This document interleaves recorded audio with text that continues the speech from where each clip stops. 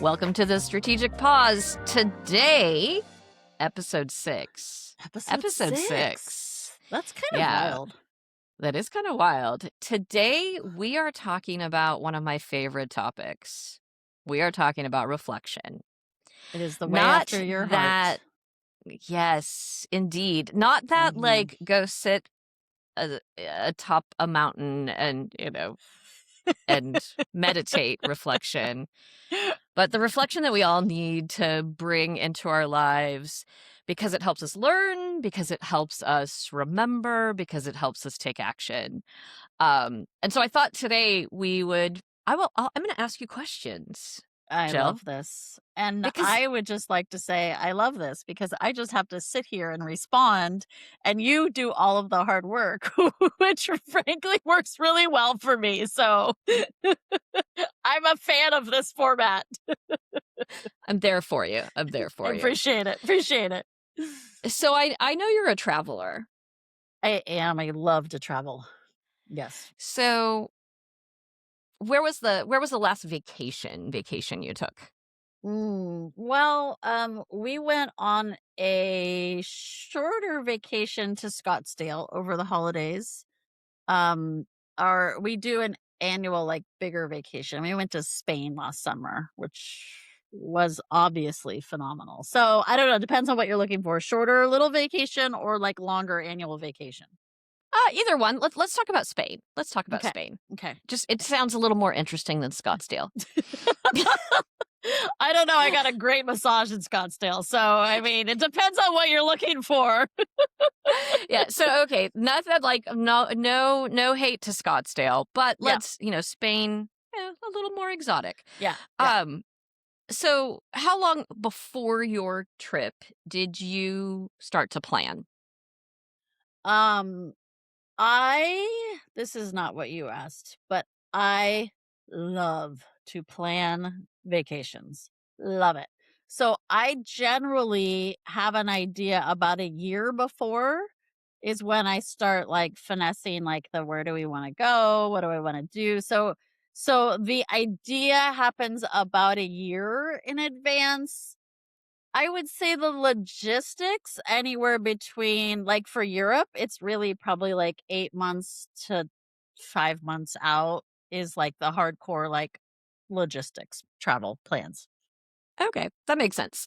So I asked the question because I was wondering if you would say what I expected, which is what you did, that you love the planning. I love it. And yes. yeah, and so that planning, research actually shows that the anticipation of travel is often the most enjoyable piece of travel for people. So I believe it. Yeah, looking forward to it. Yep. And then, you travel, you have a great experience, and then you come back. I find one of the most enjoyable pieces is looking back on what I've done and reflecting on it and learning from it. It's one of my family's favorite pastimes. We'll sit around at dinner and go, remember that trip we took? And what would you do differently? Which is truly just reflection. Yeah. And so I'm curious, after you travel, do you talk about your travel with your family? After we travel, that's an interesting question. Well, we do on some level because I usually say, but it's more of like I guess, yes. But I usually say, like, what did you like about this? And what did you not like so much about this? Now, it's really, I don't know. You're probably going to argue with me. It's less about like the actual reflection and more about like me trying to plan the next trip a little bit. But you can tell me I'm wrong too. So yes, I think to your question. You, my friend, though, are stepping beautifully into the web that I am weaving that you did not realize I was weaving. I did not. I love going into your webs. Because the questions you asked, like, what did you like? What did you enjoy? What would you do differently? Mhm. That's all reflection. If I'm just sitting around telling stories about my travel, like, oh, the time I went to Berlin and my husband got a beer outside and he thought it was warm because it was so cold outside. Like, they were refrigerating the beer so that it didn't freeze. Um, like, bizarro, right? Yeah, Like, yeah. blows my mind. That's nostalgia, like, and Yeah. and oftentimes we confuse those. So nostalgia has its place, it makes us happy, but Mhm. reflection is exactly what you're talking about. It's looking back on an experience to change the next Oh, yeah. experience. Oh, I did walk right into that. You're You welcome. did. Yeah, it was almost like we had planned it, which we had not. Which we did not. Let's be clear. Not at all. There was no planning about this conversation. I think the planning went something like this. I want to talk about reflection. We're going to connect that to storytelling, and then we're going to connect that to community. Yes, that's literally exactly the text I got. All right. Well, And for now those that of you people who have seen the inner workings of the strategic pause, exactly, that's what it exactly. comes down to. And for those of those people keeping track, they know that we've hit one KPI today. We have Yeah. hit the make Jill laugh KPI. Yeah. Excellent. I think we were like 30 seconds in. So yeah. Yeah. Well, and where I want to bring that is that in our organizations, in our community, in our day-to-day life, in our families even, that reflection, that moment that we take to think back on the experiences we've had gives a shared story. Mm. Mhm. And so when you have those shared stories, it creates a stronger community, family, team, organization. Yes, I love that. So the importance becomes like, how often are we stopping to do that? Mhm. In families, we kind of have that built in, time that people expect to have a meal. Right. Right. We have Right. we have feeding time, right? Right. Or in our case, it's in the car. That's a lot of Okay. times when we do a lot of our reflection and chatting and whatnot. Yeah. So like going one place to the next place. Yeah. So organizationally, Mm. in your experience, organizationally, how often have you stopped to have that reflective moment on whatever the experience was? Obviously, vacation is an easier Mhm. target, but we do things in the work all the time, whether it's events or meetings, conferences, projects. So how often have you stopped actively to have that reflective moment? I mean, if I think about my time, I spent a lot of time working in large organizations.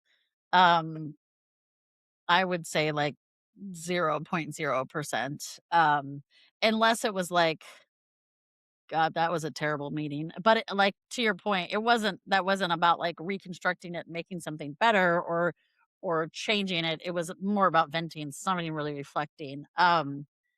But I think, I mean, almost no times. The thing I can say is for me, this is just me personally, the times that I was engaged in something that I really loved and I really mattered. And so, an example, I worked for Adventist Health and I was hired to get a leadership development academy kind of up and going. And I did. And I got it up and going. And I remember after the first graduation, I do remember that I had just like sat and kind of soaked it in. And it was like, what went well? Like, what would I do different?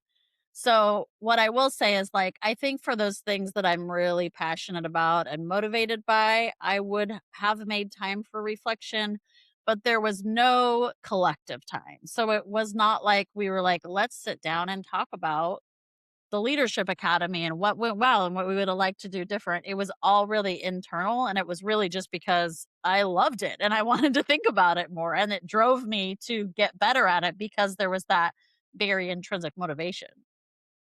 Yeah, that's such a great point that we do it when we really want to think back on Yeah. something.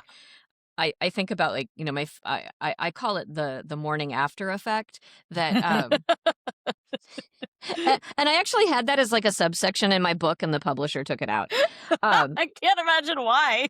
I don't know why, but I consider the morning after effect is, you wake up and you're thinking about what you did yesterday. You're thinking about the Yeah. movie you watched. You're thinking about the TV show. You're thinking about the conversation you had. And if something is, like, good enough to have a good morning after effect, Yeah. then I wanna repeat it. I wanna look at it and go, "Well, what was working about that?" It's that basic idea of appreciative inquiry, which is one Mm, of my favorite things, where we look at what goes well and say, "How do we create more of that?" more of that. Yeah. How do we do more of that?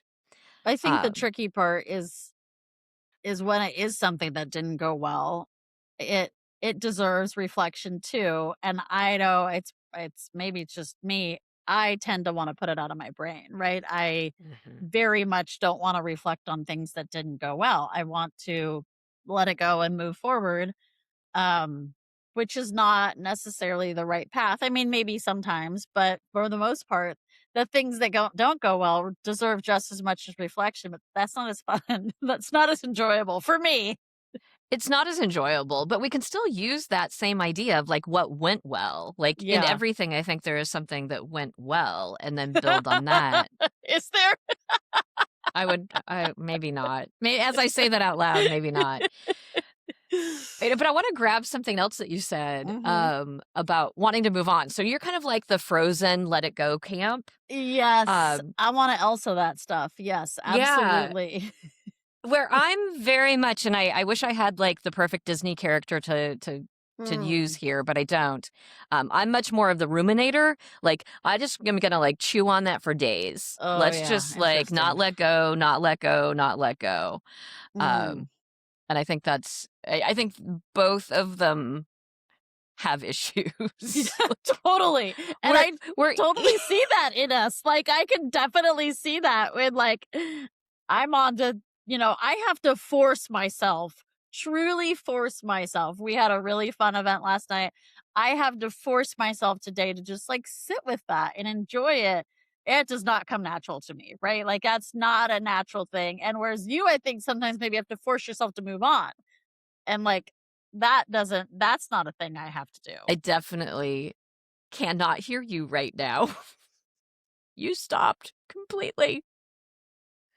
But I do have to force myself to move forward sometimes, to let it go, to Yeah. let it go. Um, To Elsa it, right? Yeah. I have to Elsa it. You have to Exactly, Elsa it. Yeah. exactly. Yeah. I Yeah, I that's Elsa everything. I Elsa things I should not Elsa, frankly. So well, and I'm gonna go ahead and tell you that I thought of today's topic because of the event you put mm. on. Do you wanna tell us about the event you put on? So last night we had an event called the BAW dinner.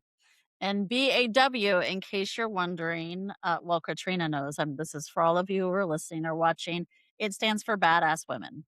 And it was a dinner, for 55 people is who was there, how many people were there. Women only, no offense, men, just not in this capacity. In They the had lots of Sacramento their own places. and lots of their own places.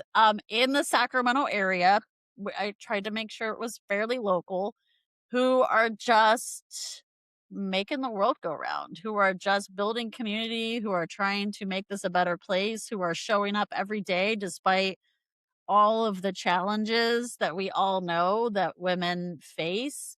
And I think what was key to me is everybody in that room is somebody who wants to support others. And there is not a scarcity mindset in that room that if for me to do better, you have to do worse. It was the opposite. Um, so we got together and we chatted and we laughed and we ate good food and it was pretty great. He loved it. So, what did you love about it? Well, I tell you what, so I had 3 KPI I'm sorry, I had 2 KPIs for this event. which somebody at the event made fun of me for having KPIs for that event, which I thought was pretty funny because I'm like, doesn't everybody have KPIs for everything? No, turns out. Um, my first KPI was I wanted to laugh a lot. I knew that would happen. That's always my KPI. I'd like to laugh. I find joy to be critical to my well being. And so I make a point to put myself in places where I'm going to laugh. The second thing was is I wanted at least 3 people to connect with somebody there that they hadn't known prior and to move forward with that person either because they like them and they wanted to hang out or because there was some crossover in their business life that they could work through or there was something personally about them that like, "Yeah, I do that. Let's talk about that." Um, and I think that happened within the first 4 minutes. I mean, it was truly standing in a room watching like 55 of your favorite people on the planet get to know each other and learn about each other and realize that they knew each other already was truly bliss. Like it was bliss. So that's what I loved about it. Now you tell me, what did you think? I um I loved it. I thought it was fabulous to see all of these people who had a connection to you come together in one place. And I think it was really strategic to have tables that had kind of been curated to some Mm. degree, and to be able to hear people's stories. I will say it was really loud. It was really loud. It was really loud. And I came home and I said to my husband, like, I think I'm really okay with not being okay with really loud events. Yeah. And Yeah. he's like, "You've Yeah. arrived." It was really it was 55 women in like I mean, it wasn't a small space, but it was a It was well, closed enclosed space. Yeah. one of the things that I really loved as I think back on the evening is that the door the door into the room kind of became the kitchen. Because, like, everyone was just packed at that door. Like, you would come in and somebody would see someone they knew, Yeah. and suddenly, like, this conversation started right there and it didn't move. And then Yeah. somebody else would come in and then people were surprised by who they actually were connected to. And I found myself doing a couple of things. One was listening to a Mm. lot of stories about how people were connected, first of all, to you, because that was the obvious one, but then how there were these other Mhm. connections of shared experience. So it was like a very reflective evening, all in all, as people are finding those threads. And then the other thing that I was doing was telling the stories Yeah. of, how I'm connected to Christine at my table, Yeah. who looked at me and she said, "I was in your class, however many years ago, and you said, never do for the learner something they can do for themselves." Oh And you my were like, gosh, "Don't I even, love like, that. make them come get the paper. Don't pass it out to them." Oh my And I gosh, I was love like, that. "How wild is that?" But that shared story, that shared, like, connection immediately changed the sense of community at the table, which ripples out to the room, which ripples out beyond that room to create a Yeah. morning after Yeah. feeling.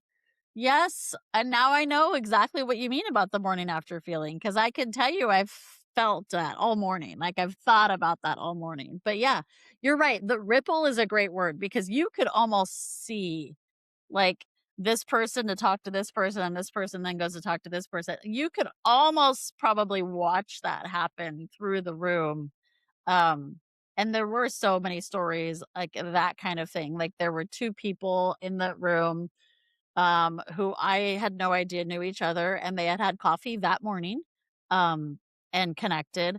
There was somebody that I went to junior high and high school with in that room that was the teacher of one of my Leadership Sacramento friends. Um, there were 2 people in that room that both happened to be in the air quality world, like, that's their industry, and I didn't even think about that, but one of them at the end came up and she's like, Oh, thank you so much. I connected with Angela. We live in the same world. Like, we're both doing air quality, so we're gonna meet up after this. And like, it was things that I just didn't even think about, although I knew on some level that was gonna happen, but it happened at a scale larger than I could have imagined. Yeah. Yeah, just amazing. And I think to bring this back to reflection, you took a very strategic pause. You Mm, said, "We are gonna yeah. stop, we are gonna come together with this group of people, and we are gonna celebrate this group of people." And, I think that time, whether it's, with dinner or just 3 minutes, is so Mhm. important for our well-being. I think it's definitely important for learning. There's all kinds of research that supports, like, the reflective time is so critical to learning. And then when we bring this into the workplace, we know this is, like, the coolest research I found when I was, writing Learning That Lasts. That the idea the research showed that if you took 15 minutes of reflection a week, your productivity increased by 20%. That's wild. That's wild. That That's 3 that's minutes a wild. day. 3 Yeah, minutes a day. Yeah. 3 minutes a Yeah. day to just sit and say, "What stood out for me today? Mhm. What did I like? What did I not like? What did I learn? And what am I gonna do with that tomorrow?" 3 minutes, that's it. Yeah. And, you made a joke at the beginning about the reflection, the kind of like, going up on the top of the mountain and like sitting with and I gotta say, like, my personality type, the word reflection doesn't always resonate with me, right? That's not where I go first because I Mhm. do. Now I know. Well, mostly because I know you, but because I know how scientifically important it is, but the idea of sitting in one spot and doing nothing does not on its just face appeal to me. It just doesn't. Like, that's just not my personality. If I'm sitting in one spot, I wanna be sleeping, I wanna be reading, I wanna be doing a puzzle, I wanna be reading about reading, anyways, or, like, connecting with another person. And I think what you've really helped me to see is like it does not require 2 hours of meditation on your own. It requires 3 minutes or 5 minutes, and that's something actually that I've really learned from you that I've tried to carry on to all the groups I'm with. That when you leave today, I want you to do something. And when I say something, what I mean is block 10 minutes at the end of your day to think about what went well. How was my leadership today? What could I have done better? Is there something some situation I didn't know how to handle, and what could I do so that next time that doesn't happen? 10 minutes. I mean, and you're saying 3 minutes. So, like, I don't know anybody on the planet who doesn't have 10 minutes. Right. Right. Well, and in all of my programs for the last 6 months, I have added a a 30-day nudge after, where people make a commitment that Mhm. says they sometimes sound like, instead of when I sit down in the morning, instead of scrolling social media, I'm going to take 1 minute to reflect on my day. And we Right. make it really, really small. Like ridiculously small. Like the James Clear floss one tooth Yeah. kind of approach, right?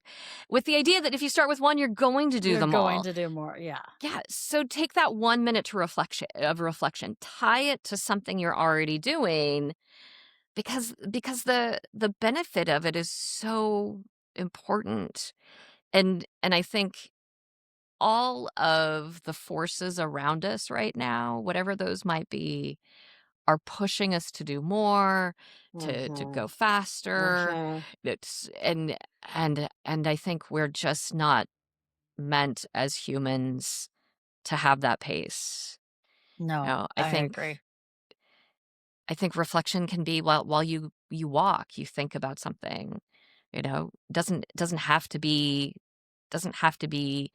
silent. It doesn't have to be without moving.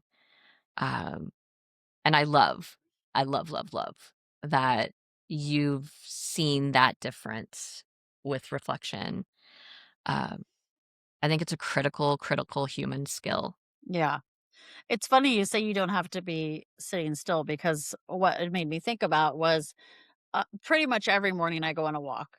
Um, it's not like a high intense. I'm not like competing for the Olympics or anything in speed walking, but I try to go on a walk every day to get outside, whatever. And that is actually when I do my reflecting. I mean, sometimes I listen to an audiobook. Most of the times I do both, right? So most of the times I start not listening to anything, just kind of enjoying the trees.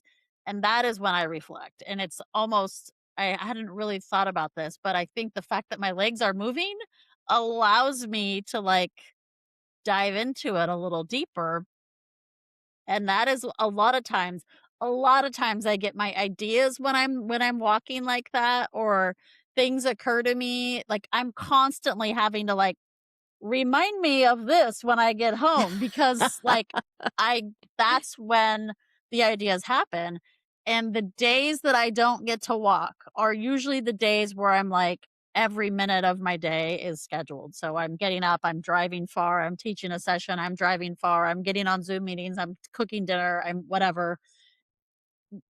I don't reflect those days, and also I don't get ideas those days. I don't send myself reminders and emails about new things because there's no brain space for that.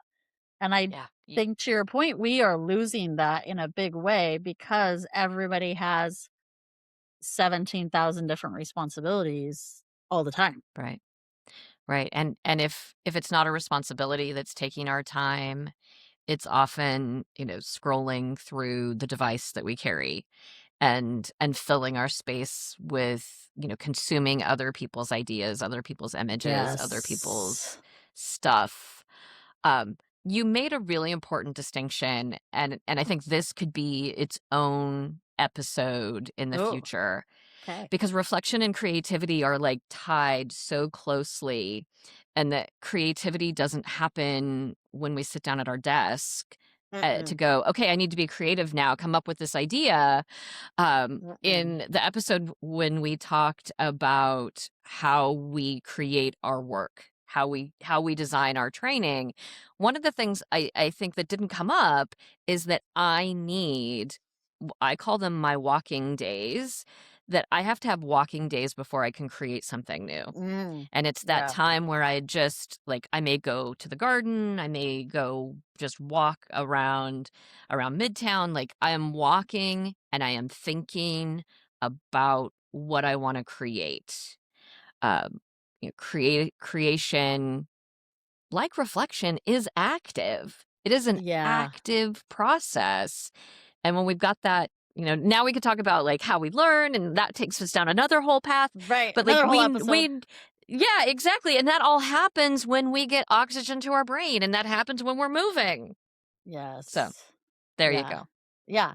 I mean, for all of the so much science around exercise, and that's not my specialty, and Lord knows nobody could look at me and my exercise habits and be like, "You've got it down." That is not the case, but, for all of the health benefits, I do think, to your point, there's a huge benefit of being able to be more creative, and creativity doesn't mean like, and now I have my canvas out and my paints here. Really, it is those ideas that you can turn into whatever it is your art is. If it's teaching and facilitating, or if it is painting, or if it's sculpting, or if it's, I don't know, plumbing, Uh, whatever. I think sometimes it's simply coming up with an idea or a solution to something that you didn't have before. That's Yeah. still creative. Yeah. When I think like, I'm going to use this analogy that is not relevant to me in any way because I only have one, but like I have 4 kids and I need to like get them all into one different places at a certain time, and how Yeah. am I going to do that? That's creative. That's not Yes. just like a mom move. Right. There's creation in that. Yeah.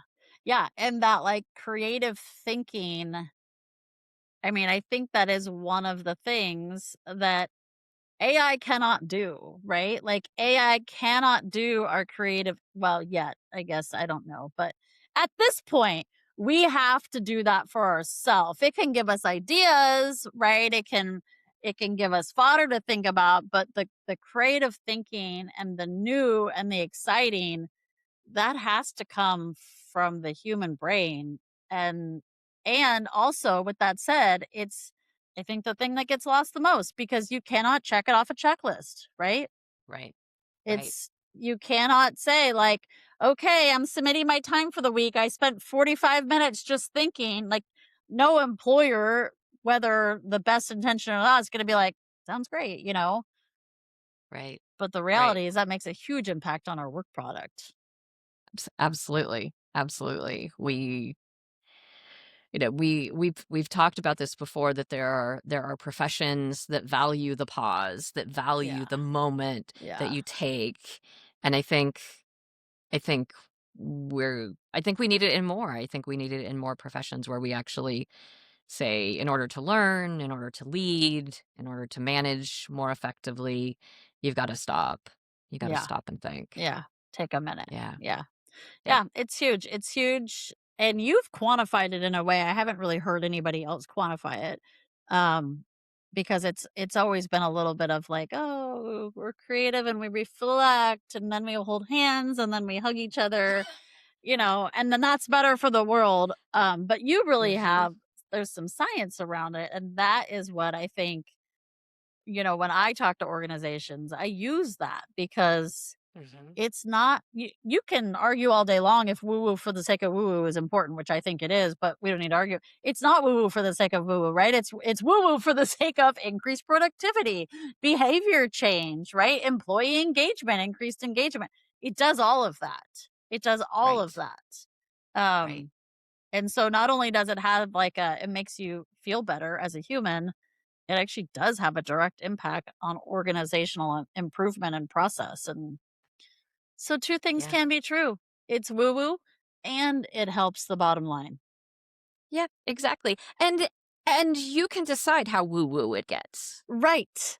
Right. And now we have coined woo woo, which actually, I think I said it, but I'm going to attribute it to you All because right. you All right. said up on the mountain, like contemplating life. And that's what made me think of it. So that's our second KPI. And I think we established that today. There we go. Yeah. There we Yeah. go. We have a successful episode. A successful episode. A successful Absolutely. episode. Well, There friend, you it go. was lovely reflecting with you. And thank you for attending the Badass Women dinner last night. Thank you for having me. It was an amazing group of people to be surrounded by. And it was phenomenal women in the Sacramento area. There's phenomenal women everywhere. So you go do your Badass Woman dinner if you don't live in Sacramento. And next year it'll be bigger and we can invite more people and have more badassery. That's really the Yeah, goal. and then maybe we need to have a Badass Woman Conference International. There you go. Oh, hadn't considered that. Oh, that's a whole different. Oh, Katrina. I did not need any ideas to ponder, but now I've got a new idea. See, you go to Maybe conference, I was going to like big cabin where we can have like a retreat and just like eat snacks and watch TV all day. So we definitely have different ideas we about we next steps. we could call it an unconference. Oh God. There you go. Now I have ideas. I love this. All right. That might be a future. We may have to ponder that over a future podcast episode. Maybe. I think that requires a walk Oh, it does require a walk outside and some outside. reminders that I send to myself. Yeah. Perfect. Perfect. Thanks, All right. friend. Thank you, friend. Bye, Appreciate you. everybody. Bye, Appreciate you. everybody.